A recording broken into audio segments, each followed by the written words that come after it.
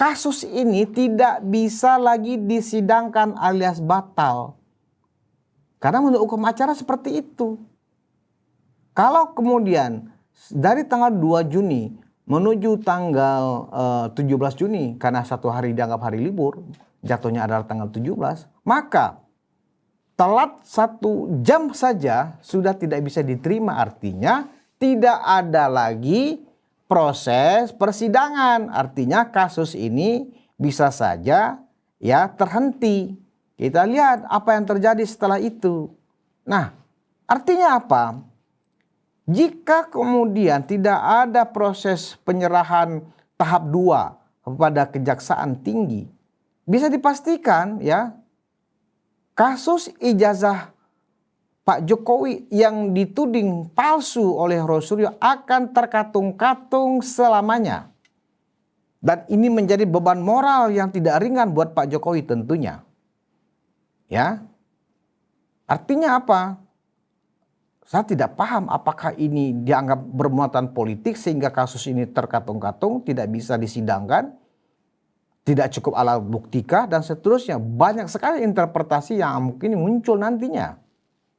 Ya, kalau misalnya ternyata ya mereka ini lolos dari jerat hukum, tentu saya membayangkan ya akan terjadi keributan. Ini menjadi sebuah keributan yang baru. Tentu para relawan tidak akan terima atas situasi ini. Tentu akan ada protes keras ya dari para pecinta dan pendukung Pak Jokowi di seluruh Indonesia. Kita bisa bayangkan kegaduhan yang seperti apa yang akan terjadi jika kemudian ya proses penyerahan tahap 2 ya sebagai konsekuensi dari P21, penyerahan barang bukti dan penyerahan tersangka ke Kejaksaan Tinggi tidak terjadi dan melewati waktu 14 hari yang mana itu harus jalan sesuai hukum acaranya. Yang salah dihukum, yang nggak salah dibebaskan. Itu maunya saya dan tentu seluruh rakyat Indonesia yang masih waras.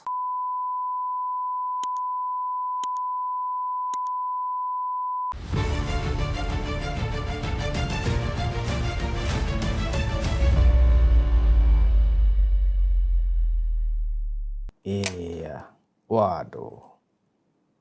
Apakah Jumat Keramat atau Rabu Keramat? Nah, kalau di KPK kan istilahnya Jumat Keramat ya bagi para tersangka yang akan ditahan dan pakai rompi tahanan.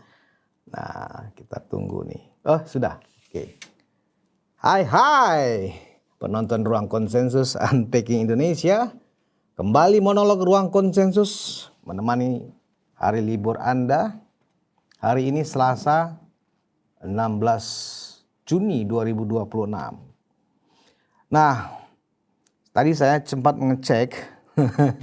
Ternyata kalau kita berasumsi ya bahwa surat kelengkapan berkas dari pihak kejaksaan ke Polda Metro Jaya itu sudah dianggap atau diasumsikan sudah P21 tanggal 2 Juni lalu, maka sesuai dengan hukum acaranya ya dipastikan hari Rabu akan ada kedatangan para tersangka ya berikut barang buktinya ya akan dibawa dari Polda Metro Jaya ke Kejaksaan Tinggi. Jadi hari ini saya akan bercerita tentang kemungkinan hari Rabu besok ya sebagai hari penentuan apakah Roy Suryo dan Tifa ya akan mengalami fase baru dalam kasus fitnahan ijazah palsu Pak Jokowi. Nah, jadi memang soal P21 hingga hari ini memang menjadi sebuah teka-teki karena di sisi para tim hukum Pak Jokowi dan para relawan Pak Jokowi mereka meyakini bahwa P21 atau kelengkapan berkas ya sudah ada di tangan Dirkrimum Polda Metro Jaya. Bahkan ya disampaikan beberapa relawan bahkan sudah dilihatkan oleh Dirkrimum Nilo P21-nya sudah dilihatkan. Ya, artinya surat P21 bahwa kelengkapan itu sudah dipenuhi oleh Polda Metro Jaya, itu sudah dikirimkan suratnya ke Polda Metro Jaya tertanggal 2 Juni. Ya, tetapi pihak tersangka, artinya pihak Roy Suryo, Tifa dan para kuasa hukumnya hingga hari ini ya belum menerima tentang surat tersebut.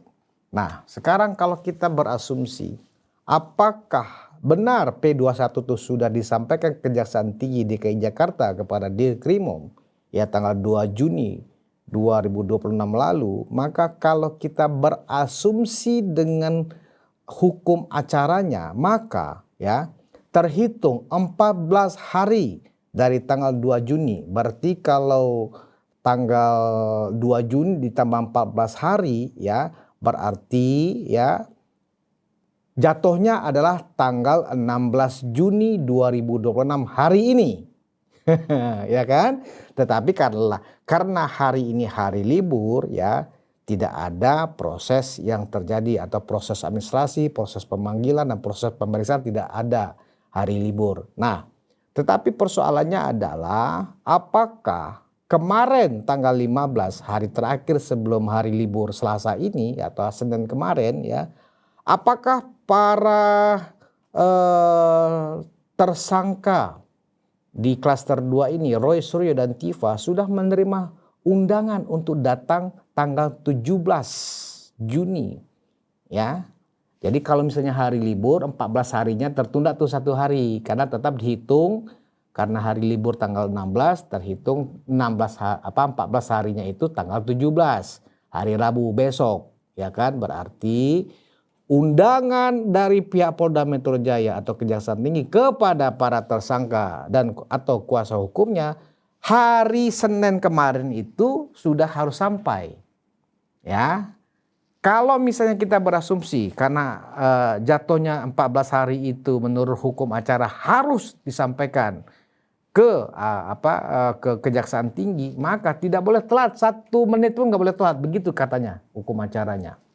Jadi kita akan lihat apakah sepanjang hari Senin kemarin ya sudah ada kabar bahwa entah Refli, entah Gofur misalnya sebagai kuasa hukumnya Roy dan Tifa, atau dari Roy sendiri atau Tifa, apakah mereka sudah menerima surat panggilan untuk datang menghadap ke Polda Metro Jaya tanggal 17 Juni besok.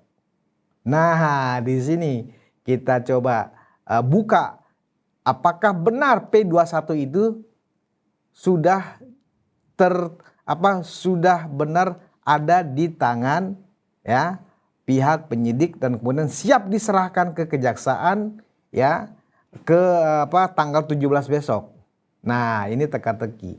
Berarti dengan demikian ya, karena jatuh 14 hari dari tanggal 2 Juni itu adalah tanggal 17 Juni ya, maka hari Rabu ini berkemungkinan ya Roy Suryo dan Tifa akan diserahkan Dirkrimum Polda Metro Jaya ya tersangka dan barang bukti ke Kejaksaan Tinggi Jakarta. Ya. Tidak boleh telat dari hari Rabu besok. Saya sampaikan dalam sebuah obrolan saya dengan Pak Dir ya. Saya yakin Pak Dir ini orangnya serius walaupun suka guyon juga, suka humor juga. Ya, tentang itu sekitar 3 bulan yang lalu kalau nggak salah.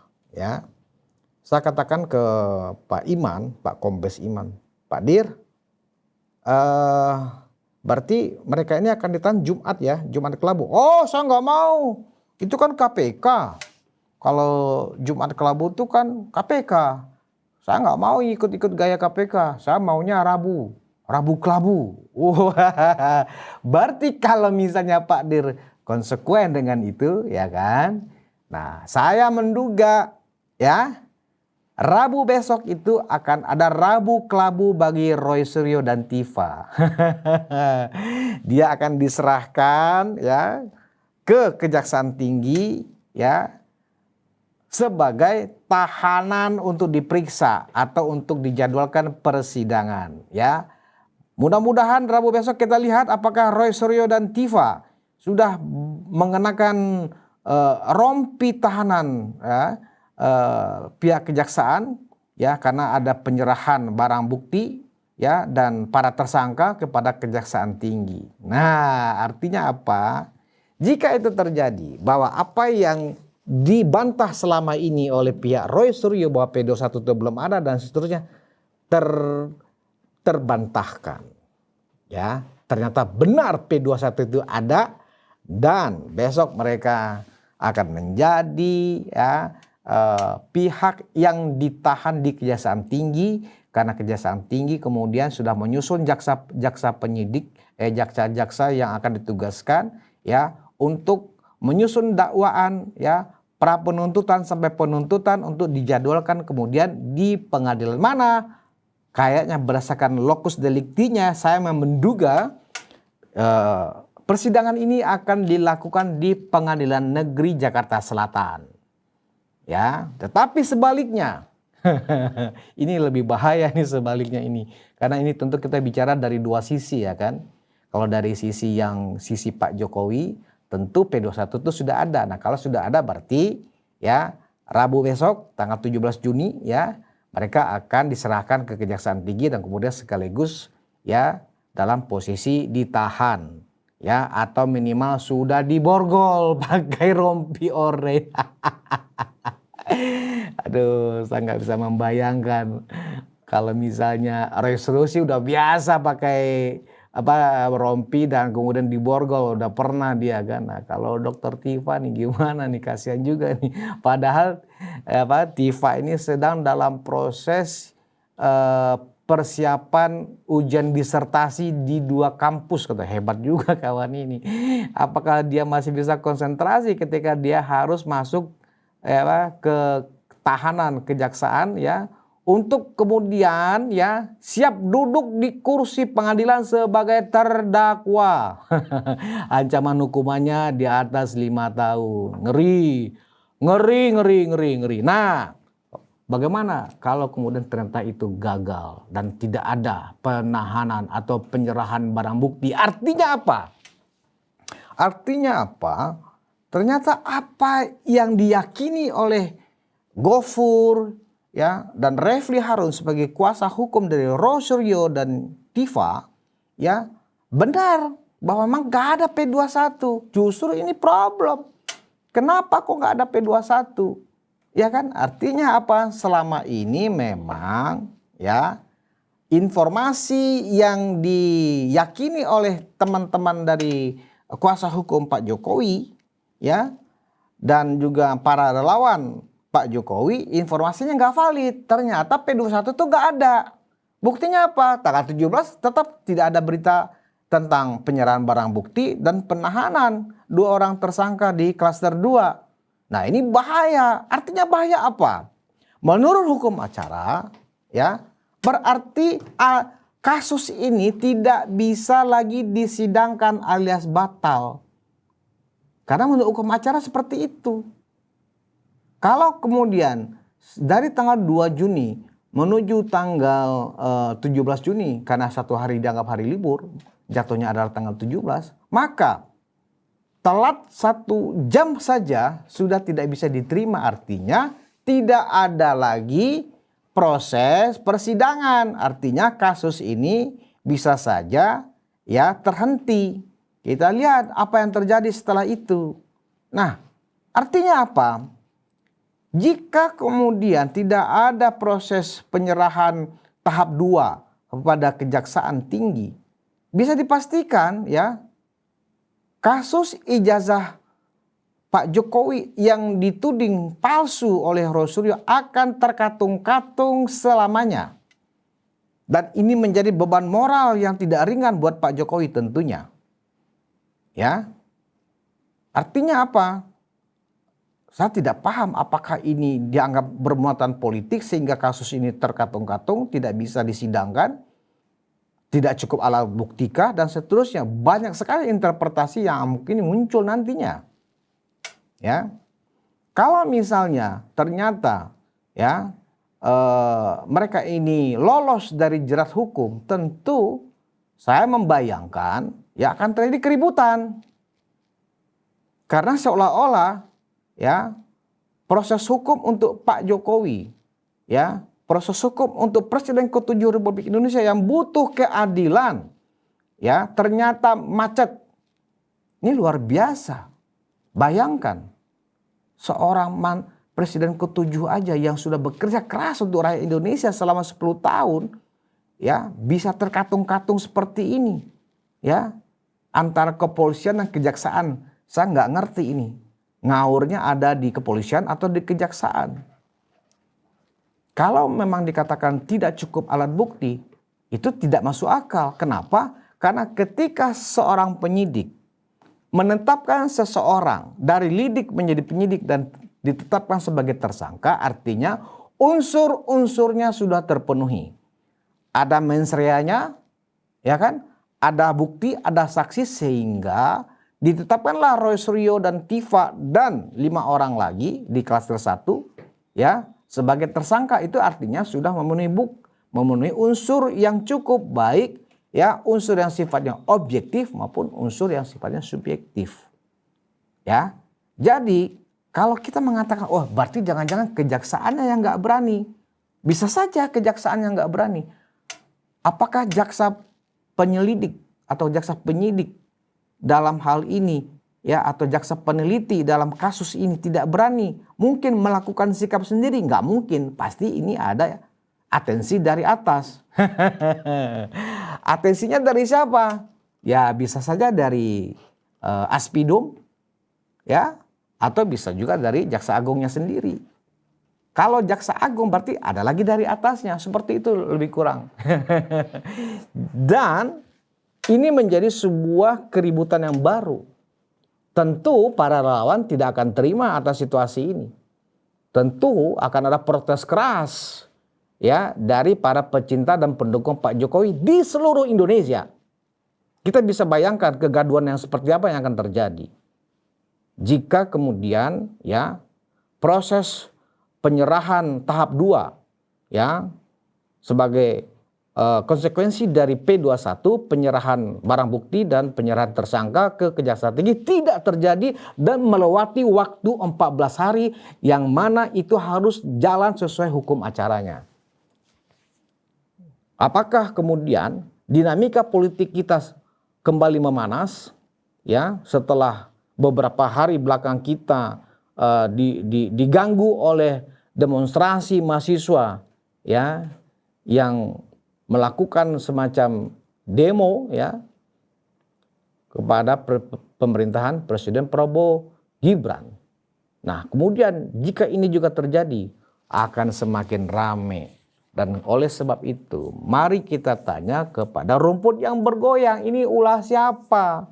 Kalau benar-benar ternyata, ya, kasus Pak Jokowi ini terkatung-katung hingga waktu yang tidak bisa ditentukan. Apakah ini kemudian menjadi deponering dan seterusnya, saya juga nggak paham. Ya, kalau Pak Jokowi melakukan safari politik sesuai yang direncanakan, akan dimulai dari Lampung tanggal 26 Juni. Ya, bisa kita bayangkan, ya, Pak Jokowi tetap dihantui, ya, Pak Jokowi tetap dalam posisi tertuduh oleh para pembencinya sebagai pemilik ijazah palsu. Tentu anak-anak abah, anak-anak terjal, anak-anak banteng, ya, akan selalu melabel Pak Jokowi sebagai pemilik ijazah palsu seperti yang selama ini, ya, disuarakan oleh para tersangka ini. Ini luar biasa. Ya, apakah ini memang diskenariokan seperti itu sehingga Pak Jokowi kemana-mana selalu menjadi pemberitaan? Kita juga nggak paham. Tetapi kalau saya menjadi posisi Pak Jokowi, saya nggak mau menjadi bahan pemberitaan, tapi sebagai orang yang, tanda kutip, orang yang bermasalah. Apalagi beliau adalah mantan pemimpin tertinggi di Republik ini. Tentu ini adalah sesuatu yang sifatnya sangat tidak normal dan sangat tidak wajar. Ya, di satu sisi kita mendukung pemerintahan Presiden Prabowo Gibran, tapi di sisi yang lain kita bertanya soal penegakan hukumnya. Ini adalah sebuah dilema dan sebuah sengkarut ya yang setidaknya ya ini nyata ada di hadapan kita bersama. Mudah-mudahan apa yang saya khawatirkan itu tidak terjadi. Ya, mudah-mudahan ya proses tanggal 17 Juni besok hari Rabu ya terlaksana dengan baik sesuai hukum acara. Senin kemarin surat sudah disampaikan pihak kejaksaan atau pihak Polda ke para tersangka untuk datang menghadap ke Polda Metro Jaya hari Rabu tanggal 17 Juni. Ya, baik kedua tersangka didampingi oleh kuasa hukumnya datang memenuhi panggilan Polda Metro Jaya. Dari Polda Metro Jaya mereka berangkat ya untuk diantar ke Kejaksaan Tinggi. Tentu ya para tersangka sudah ada di mobil tahanan dalam keadaan diborgol. Ya, itu yang normal, itu yang wajar. Sehingga tidak ada lagi keributan, tinggal kita menunggu di persidangan. Apakah para tersangka ini mampu menghadirkan ya pembelaan yang kuat, yang membantah seluruh argumen-argumen, seluruh barang bukti, seluruh dalil yang diajukan oleh pihak jaksa mewakili pelapor, dalam hal ini Pak Jokowi. Ya. Artinya apa?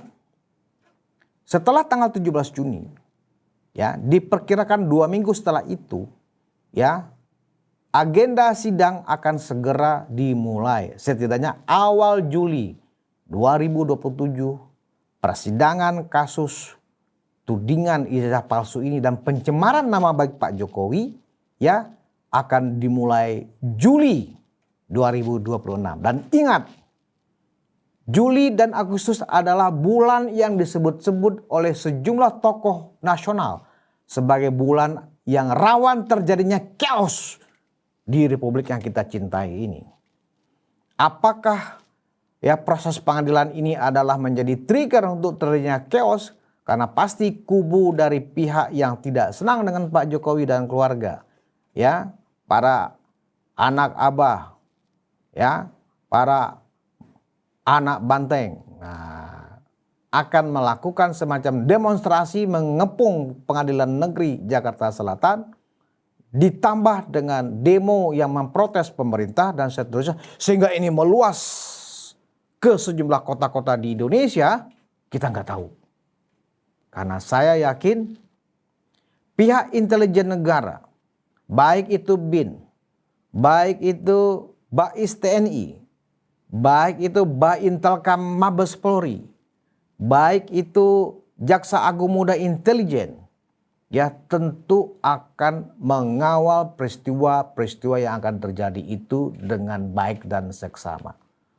Ya, kita tetap kawal agar pemerintahan Prabowo Gibran ini, khususnya Pak Prabowo yang sedang menghadapi sebuah tekanan yang bertubi-tubi dari asing untuk membuat negara kita mandiri secara ekonomi, tidak lagi diganggu oleh sentimen-sentimen negatif akibat persidangan kasus Pak Jokowi ya yang sudah masuk mestinya ke tahap persidangan.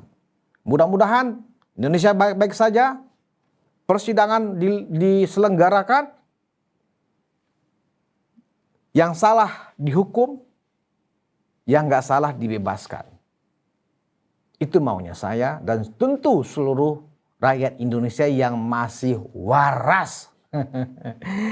Demikian dulu monolog Ruang Konsensus di hari 1 Muharram ini ya. Sebelum saya tutup, kita seruput dulu wedang jahe ala Pak Jokowi. Bismillahirrahmanirrahim. Mantap, nikmat. Terima kasih atas perhatian Anda. Kita bertemu lagi di Ruang Konsensus berikutnya. Wassalamualaikum warahmatullahi wabarakatuh.